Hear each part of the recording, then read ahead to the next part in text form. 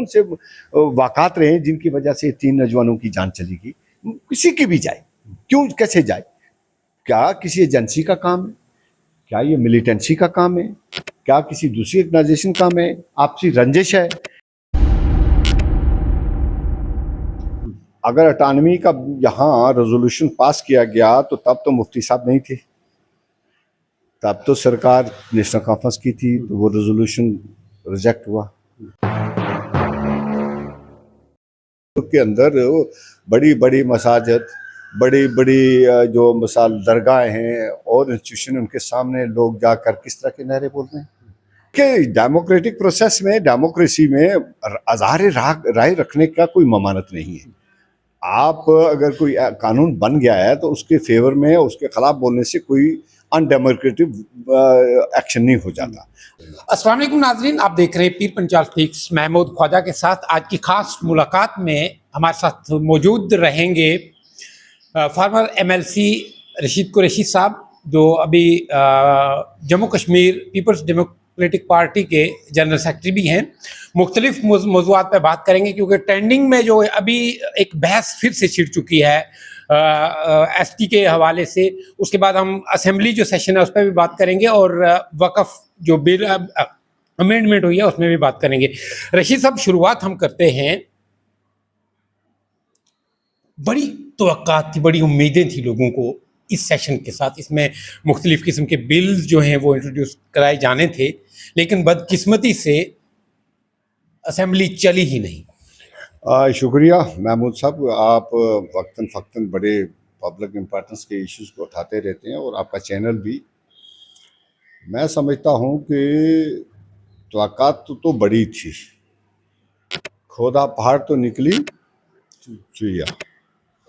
अब की बात तो यही साबित हुआ, शोरगुल वेवेला कहाँ, ये असेंबली इतनी मतबरक, लोग यहाँ से एक आवाज़ उठाते थे तो उस आवाज़ पर एक से होती थी, उसकी बात में पावर होती थी, एम्पावरमेंट होती थी। लोग सोचते थे कि बे असेंबली जाकर जो बोला जाएगा उस हाल के अंदर, तो वो एक किस्म का हरफ आखिर भी हो सकता है और कम से कम लोगों की तवक्कात के मुताबिक होगा। लेकिन इस बार की असेंबली में देखा गया कि ना ही नेशनल कॉन्फ्रेंस के पास ऐसे कोई लीडरान थे जो बोलते हुए नज़र आए, कुछ लोग थे वो खामोश नज़र आए, ना ही बीजेपी की तरफ से कोई ऐसे संजीदगी से बात करता हुआ नज़र आया, ना ही कोई अपोजिशन से भी।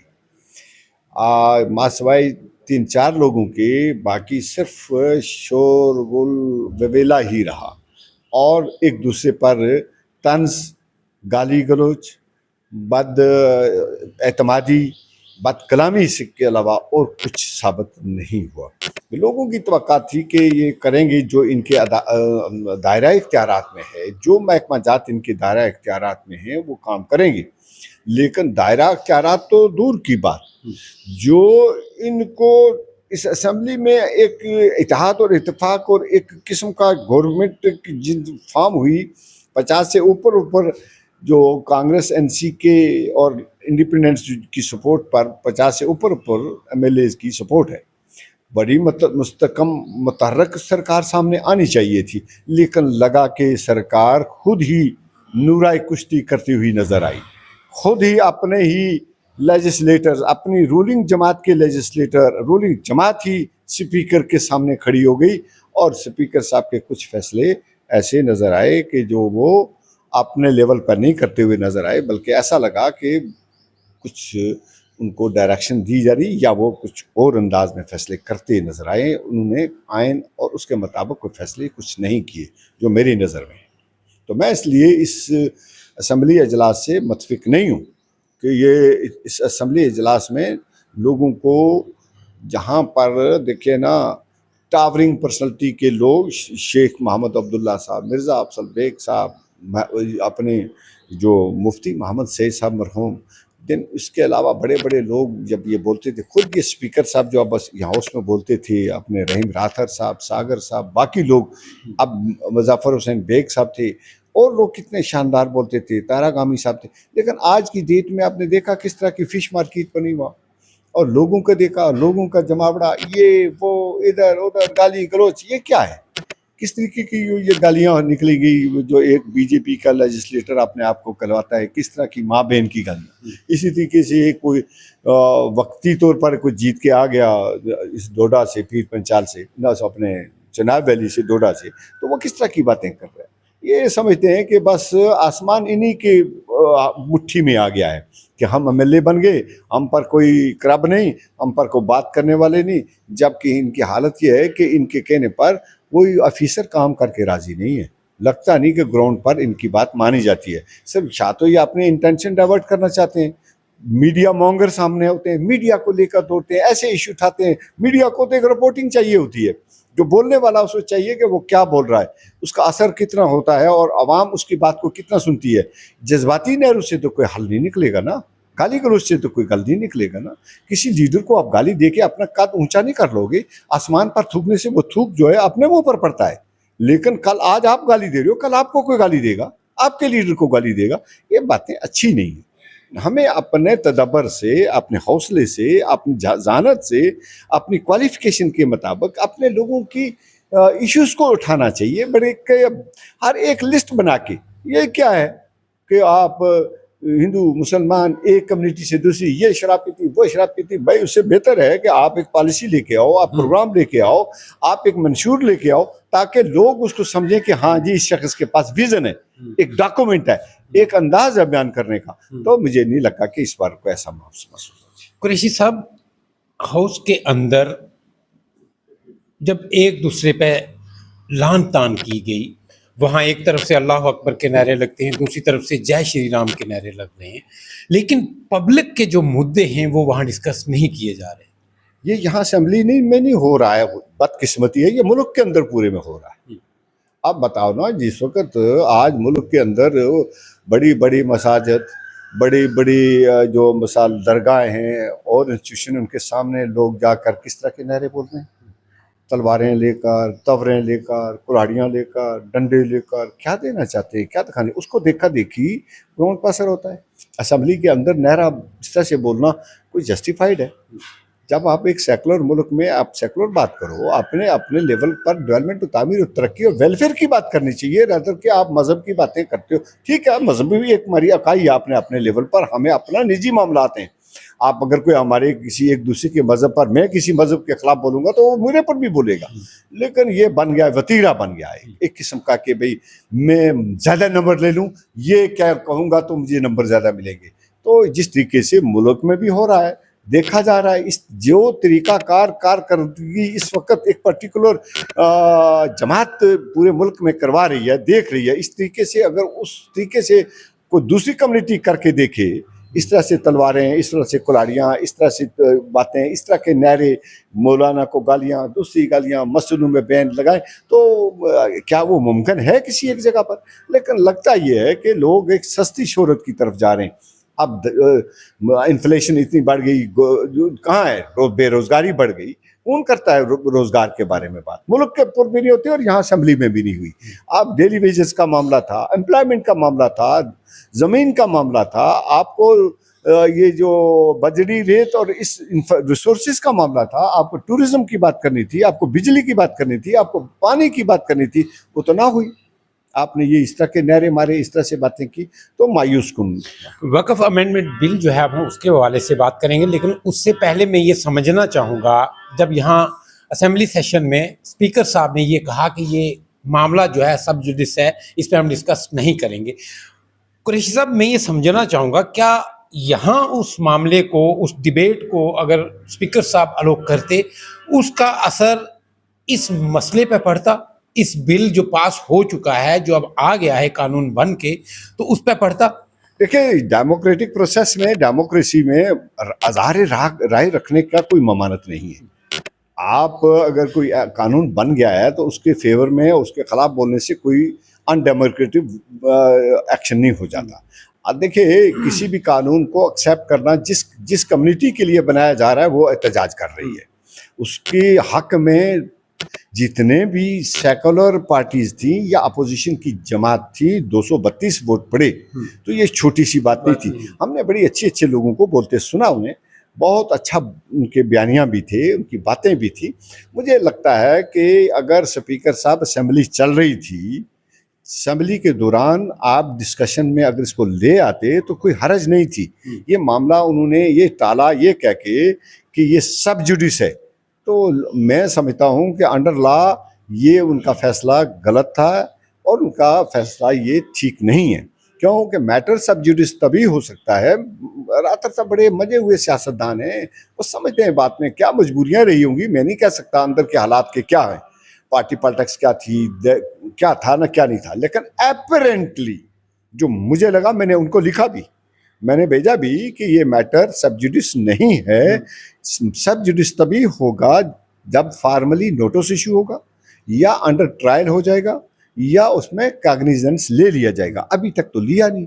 Mayor filing writ petition, mayor drafting A writ petition, mayor drafting and filing a writ petition or appeal or a case does not mean the matter is under subjudication or trial or under cognizance. So ये उन्होंने जो plea ली कि भाई जो हम कौन कौन से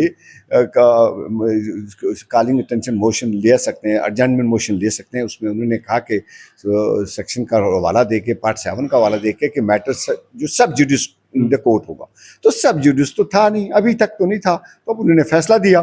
जब उन्होंने फैसला दिया था तो उसी वक्त देखिए ना, फोर्स को अर्जन कर देना था, इतनी हालत ना बनती। तो लेकिन उन्होंने उसको चलने भी दिया और फैसला भी सुना दिया। इससे लगा कि ये कोई नूरा कुश्ती है, ये जानबूझ के हो रहा है और ये दिखाया जा रहा है कि हम जी बड़े सख्ती से बोल रहे हैं।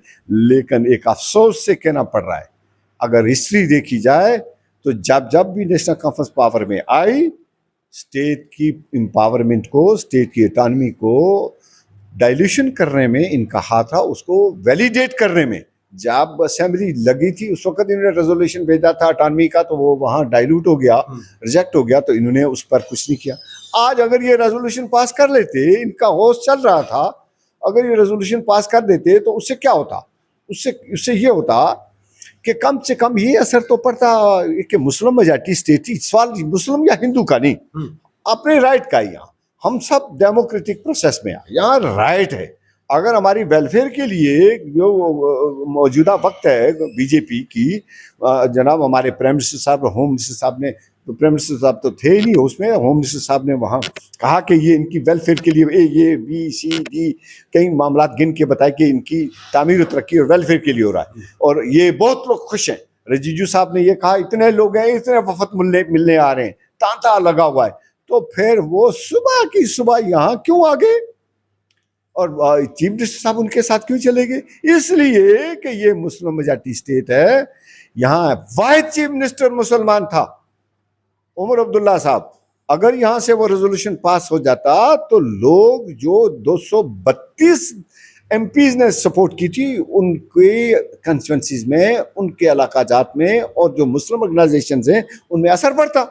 असर ये पड़ता, इसे ये वापस नहीं हो जाना था जब तक या तो प्राइम मिनिस्टर खुद ही ले आप, जिस तरह फॉर्म बिल लिए थे, या सुप्रीम कोर्ट स्टक डाउन करे, तब है ये बात हो सकती इसे। लेकिन कम से कम इसका असर तो पड़ता, बात तो रखती जाती कि हम जी कहे। लेकिन इन्होंने जानबूझ के इसको रीवैलिडेट किया, इसको वैलिडेट करने की कोशिश की, और मैं समझता हूँ कि असेंबली में ये चला के, इसे गुस्से से चला के लेजिस्लेटर शोर करना और उसको अर्जन ना करना कम्प्लीटली, पर अगर आपने फैसला दे दिया तो उसके बाद आप फौरी कर लो, तो ये जलने देना, मैं समझता हूँ कि ये कोई नूराई कुश्ती थी।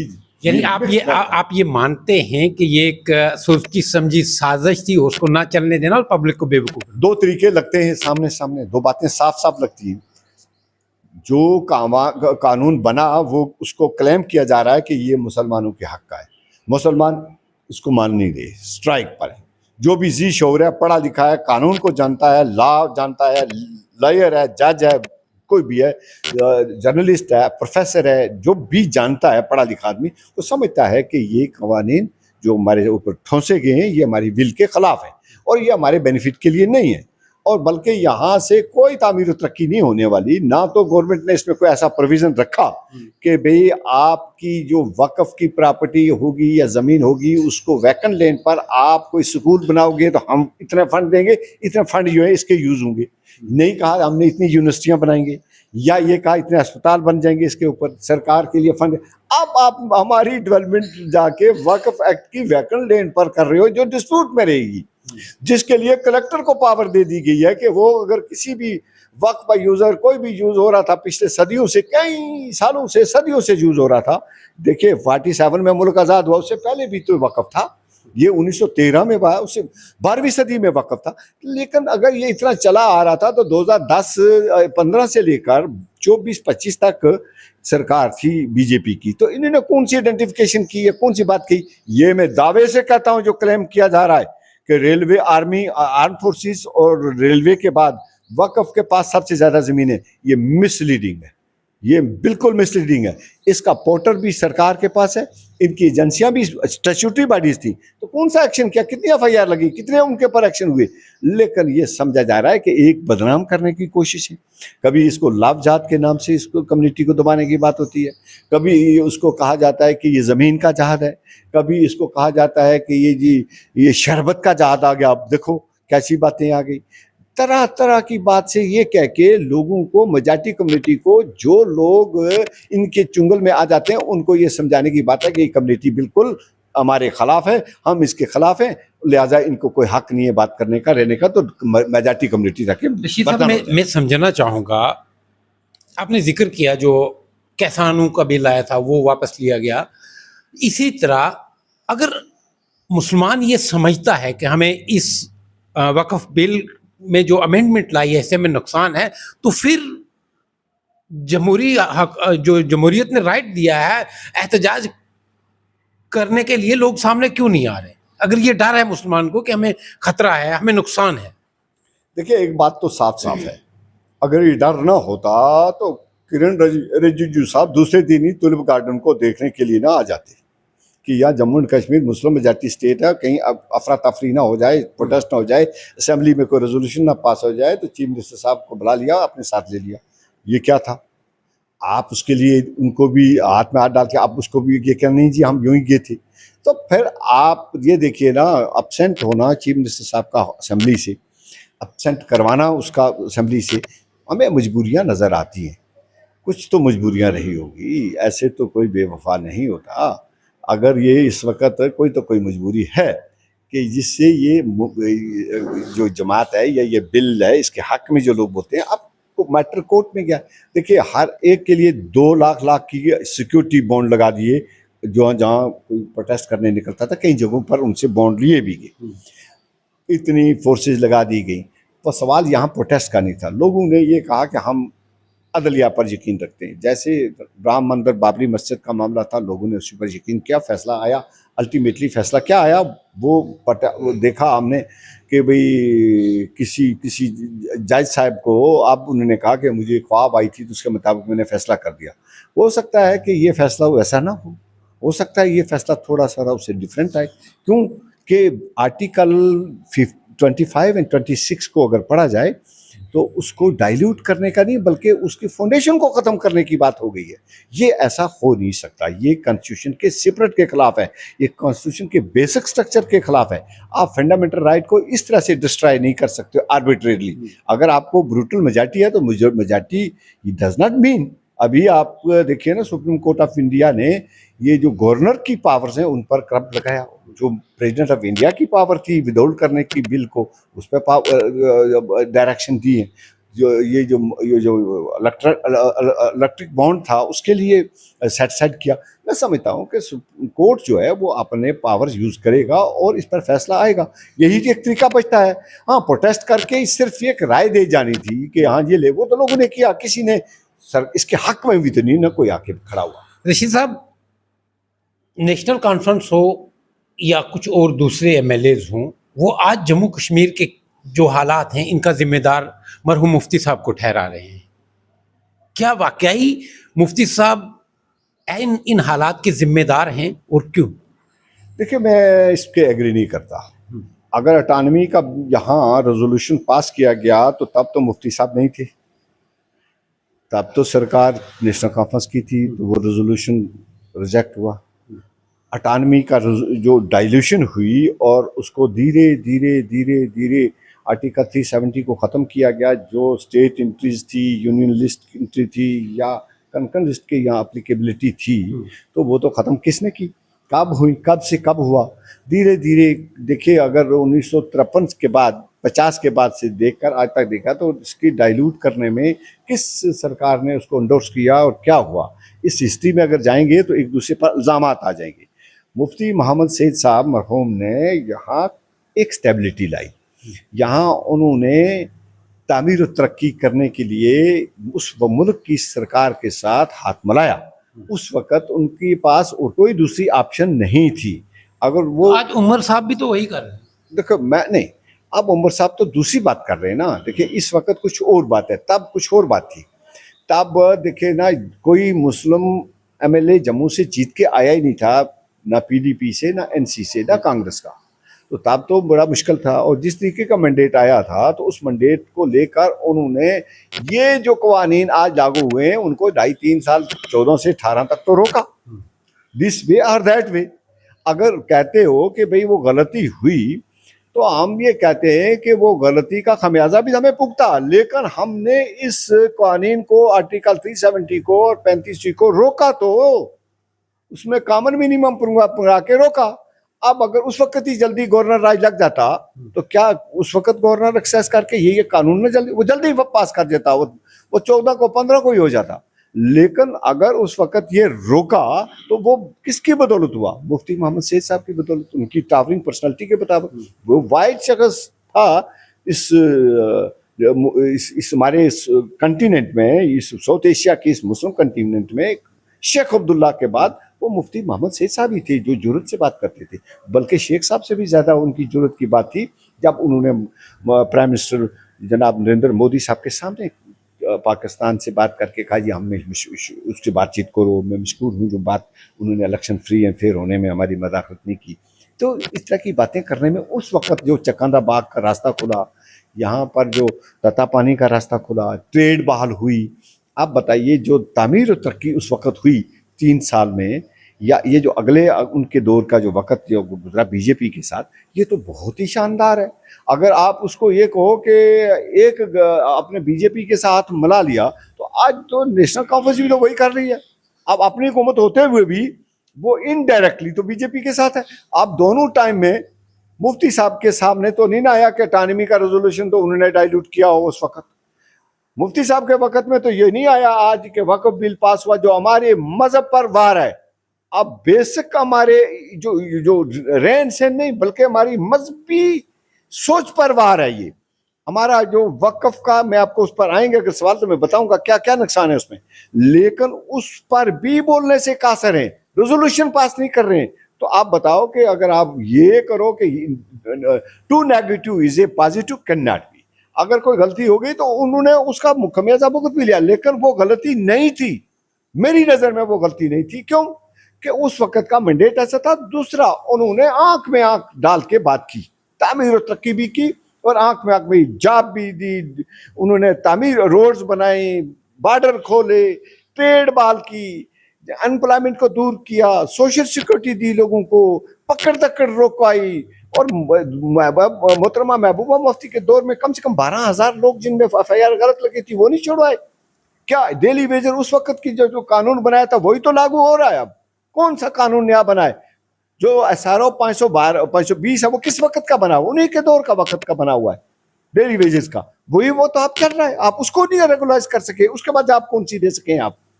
आप लोगों के मसाइल बड़े हुए इस वक्त। तो मैं समझता हूं कि उनकी तरफ ये कह देना कि भाई मुफ्ती से भाई नहीं, गवर्नमेंट ऑफ इंडिया ने 1950 से ऑनवर्ड कोशिश की कि जम्मू एंड कश्मीर की इकॉनमी को डाइल्यूट किया। एक बार फिर से एसटी स्टेटस को लेके गर्मा गर्मी चल रही है। अभी कहीं ना कहीं तजवीज़ जो है वो रखी गई है कि ऐसा होना चाहिए। तो किस तरह से देखते हैं आप, क्या वो जो लोग क्लेम कर रहे हैं उनको उनका हक मिलना चाहिए?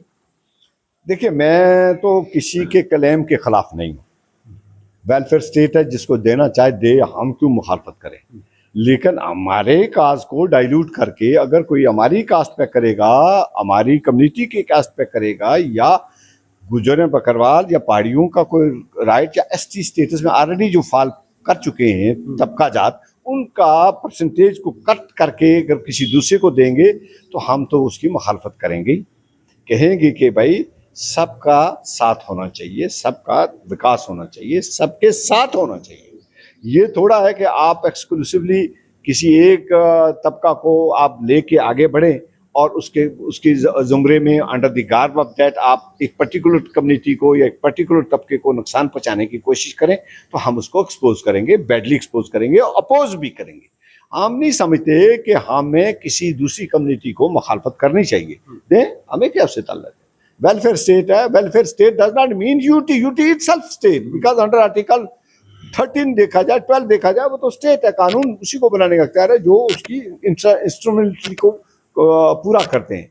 कोई भी जो डिपार्टमेंट एजेंसी जो है वो हो सकती है स्टेट। लिहाजा हम ये समझते हैं कि अगर स्टेट का, यूटी का ये मानना है एडमिनिस्ट्रेशन का, तो पहले तो अपने अख्तियारात को देखें और फिर उस अख्तियारात के बाद फैसला करें।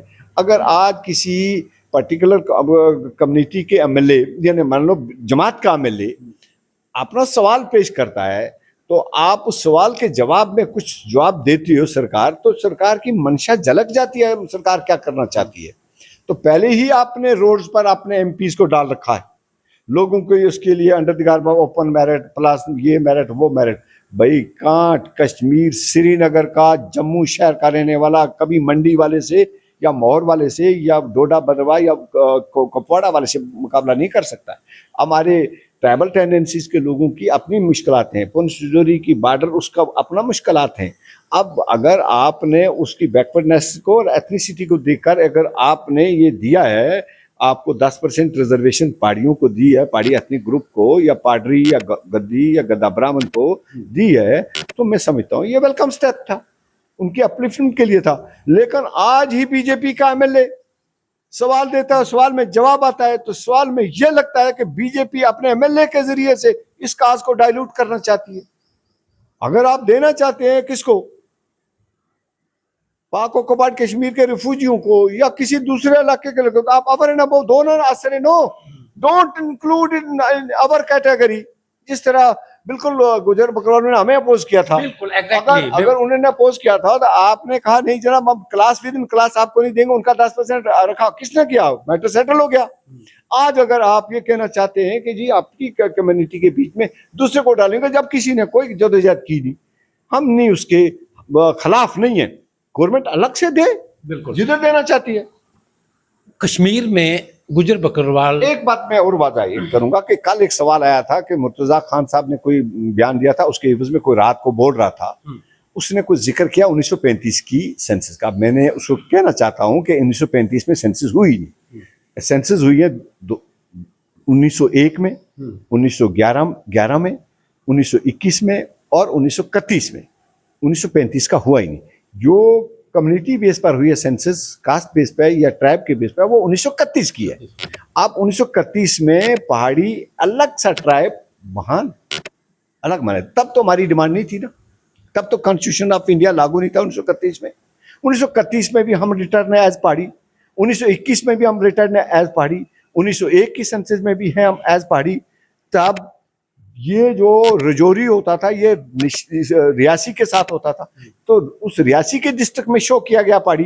तो मुझे किसी ने पूछा कि ये रियासी भी उसके साथ, मैंने कहा नहीं, ये पहाड़ी रजौरी वाले थे जो कुछ पार्ट पाक ऑक्युपाइड कश्मीर के साथ है, वो इंक्लूड थे रियासी में। तब है, तब उधमपुर जो था ये डोडा इंक्लूड था, तो उधमपुर में 0 है। तो हम ये नहीं कह सकते पहाड़ी डज नॉट मीन हिल के रहने वाले। पहाड़ी means a community, clan, clad, having a distinctive ethnicity and then linguistic group है। अब बताओ आपकी एक एथनिसिटी है और आप उसको कहोगे पहाड़ में रहने वाला, यहाँ से फिर तो यहाँ से लेकर पहाड़ नेपाल तक है, भूटान तक है। भाई वो पहाड़ी अलग है, ये पहाड़ का ये पटवारी पहाड़ी ये एथनिसिटी अलग है। अब इसकी एथनिसिटी एट पार विद जिस तरह एथनिसिटी गुजरन बकरवाल की है, इसी तरह एथनिसिटी पहाड़ियों की अलग है, चाहे उसमें कोई हिंदू रहता है, चाहे उसमें कोई सिख रहता है, चाहे वो कोई कम्युनिटी का रहता है। तो लिहाजा हमें ये बातों में उलझना नहीं चाहिए। हम अपनी एथनिसिटी पर कोई जख्म पहुंचाने की बात नहीं करेंगे। हाँ, किसी दूसरे को देना चाहते हो तो हमें कोई एतराज बगैर नहीं। नुकसान बगैर किए हमारे नुकसान। मेरा आखिरी सवाल रहेगा कश्मीर में 3 हलाकतें हुई, उसके बाद भारतीय जनता पार्टी के एक लीडर की तरफ से फिर गुजर बकरवाल को एक जो गर्दिश कर रहा है सोशल मीडिया पे, कुछ वायरल जो बयानात हैं, उनको किस तरह से देखते हैं? देखिए, ये अनफॉर्चुनेट है किसी एक कम्युनिटी को, पूरी की पूरी कम्युनिटी को किसी एक जुमरे में ले आना। अगर आज हालात पूरे मुल्क में फैनेटिक होते जा रहे हैं तो हम एक पूरी कम्युनिटी को उसमें जिम्मेदार नहीं। फैनेटिक कुछ भी हो, कोई भी हो सकता है, किसी भी सेक्शन तो में, हर मजहब में किसी भी कम्युनिटी में, हर मजहब में हो सकता है। आप एक कम्युनिटी को टारगेट करें बाय नेम लेके, इस तरह से गलत है। उनके पास कौन सा पैरामीटर है ऐसा? जो जिस साबका मिनिस्टर ने बयान दिया है, ये उसके पास कौन सा पैरामीटर है? अब कल कोई इसको चैलेंज करे कि हे भाई ये डेफेमेटरी है, आप बता साबित करो, डाटा कौन सा उसके पास ऐसा? ऐसे लमसम स्टेटमेंट देना ये साबित करता है कि यही वो मिनिस्टर था, उसके साथ एक वो दूसरा मिनिस्टर था जो साबका मिनिस्टर, वो कांग्रेस में आजकल, यही तो अपने कॉन्स्टिट्यूशन को उठा के उस रसाना के केस में खड़े हो गए थे कॉन्स्टिट्यूशन को लेकर। बाद में जब वो शिफ्ट हुआ तो वो उनको सजा हो गई। तो आप देखो ना, जब फैक्ट सामने आ गए तो वो अभी तक सजा बहाल है। मेरा कहना ये है कि इस तरह की लमसम स्टेटमेंट देना, इस तरह से एक्सक्लूसिव नहीं, इंक्लूसिव नहीं, बल्कि पूरी कम्युनिटी को इस तरह सामने लाना, ये बिल्कुल गलत है। सारे के सारे कश्मीरी एंटी नेशनल नहीं, सारे के सारे डोगरा क्रिमिनल नहीं, सारे के सारे गुजर गलत नहीं, सारे के सारे पहाड़ी गलत नहीं हो सकते। आप ये किस तरह से बातें कर रहे हो? ये क्या बातें? आप यहाँ शहर में बैठ के एक अपने उस बिजनेस के थड़े पर बैठ के आप बयान देते हो। मजबूरी को देख कर दो। जिस इलाके में जहाँ से ये लोग गुजर बकरवाल पहाड़ी गद्दी चल के आते हैं, उसमें हिंदू मुसलमान सब रहता है। उस इलाके में, उस समाज में सारे जानते हैं। अगर कोई गलत कर रहा है तो हमारी एजेंसियां सक्षम है, हमारी एजेंसियां इतनी सक्षम है कि वो उसमें कर सकती हैं। हाँ, अगर उनके पास कोई डाटा है तो वो बताएं, अदरवाइज वो उसको माफी मांगे। पूरे इसरार हालात में 3 लोगों का गायब होना, फिर उनकी लाशें जो है वो बरामद होना, फिर लोगों का प्रोटेस्ट करना, लोगों का ये डिमांड रखना कि जुडिशियल इंक्वायरी की जानी चाहिए, तो उन लोगों की बात को जो सरकार है वो क्यों सुनने के लिए तैयार नहीं? ये जो वहां पर कश्मीर में हुआ, देखो अलाकत किसी की भी हो, कोई भी मरे, कोई भी डिसअपेयर हो जाए, सरकार वेलफेयर स्टेट होती है, एजेंसियों को काम करना चाहिए, उनको इंसाफ मिलना चाहिए। इंसाफ का मतलब ये नहीं कि आप उस पर बैठ जाएं, बात ना करें और सिर्फ अपनी रिस्पॉन्सिबिलिटी शिफ्ट करें, ये कह के कि ये मिलिटेंट है, वो मिलिटेंट है, वो ये है। इससे कोई इंसाफ मिलता हुआ नज़र नहीं आता। मैं तो उसकी डिमांड करता हूं कि उनको, लवाकिन को मुआवजा पूरा दें, उनको रिहेबिलिटेट करें, और जो उनका जो कत्ल हुए हैं या जो डिसअपीयर होकर मारे गए, लाशें मिली हैं, उनकी तहकीकात होनी चाहिए। उनको पता लगना चाहिए कि भाई उनकी फैमिलीज को कि भाई ये क्या वजूहात, कौन से वाक़ात रहे हैं जिनकी वजह से 3 नौजवानों की जान चली गई। किसी की भी जाए, क्यों, कैसे जाए? क्या किसी एजेंसी का काम है? क्या ये मिलिटेंसी का काम है? क्या किसी दूसरी ऑर्गेनाइजेशन का काम है? आपसी रंजिश है या कोई ये पूरा ही मर्डर है? क्या ये पता तो लगना चाहिए, इतना हक तो होना चाहिए। इससे तो नहीं कि आप अंडर द गार्ब ऑफ एक कम्युनिटी को कुछ ब्लेम करके तो उस पर उसको आप शील्ड करने लगे। इससे आप ये करना लगोगे तो एनार्की हो जाएगी, लॉलेसनेस हो जाएगी, फिर ये जोर वाले का बलबोला हो जाएगा, गुंडा एलिमेंट का बोलबाला हो जाएगा। फिर तो कल किसी को भी आप किसी को पकड़ के मार डार कर देंगे तो कौन पूछेगा? इसलिए मैं समझता हूँ कि ऐसे वाक़ात की तहकीकात होनी चाहिए। रशीद साहब, पीर पंजाल स्पीक के साथ बात करने का बहुत शुक्रिया। शुक्रिया, बहुत बहुत शुक्रिया, बहुत बहुत शुक्रिया। नाज़रीन, ये थे हमारे साथ रशीद कुरैशी साहब, जिन्होंने अपनी बात रखी, और कमेंट सेक्शन में आप अपनी राय जरूर रखिएगा। इनकी कन्वर्सेशन जो है वो हमारे साथ कैसी लगी। अपना और अपने चैनल पीर पंजाल स्पीक्स का बहुत ख्याल रखिए। अल्लाह निगहबान।